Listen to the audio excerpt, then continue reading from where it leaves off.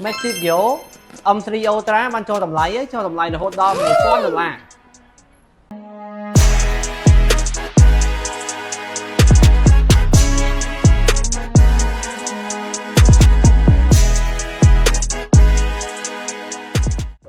ដែលមាន spec M3 Ultra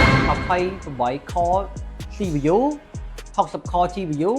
ដែលមាន spec 96G 4T តម្លៃត្រឹមតែ$4899 តែប៉ុណ្ណោះនិង M3 Ultra 32 core CPU 80 core GPU ដែលមាន RAM 512 SD 8T ដែលមានតម្លៃត្រឹមតែ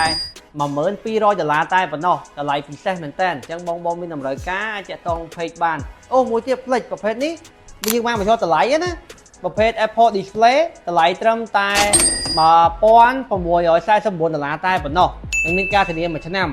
អូមួយទៀតប្រភេទ Pro Display HDR ដែលមានកម្រិតអេក្រង់ដល់ 6K Retina ដែលមានកម្រិតអេក្រង់32 inch នេះមានពីរប្រភេទ Standard Glass និង Nano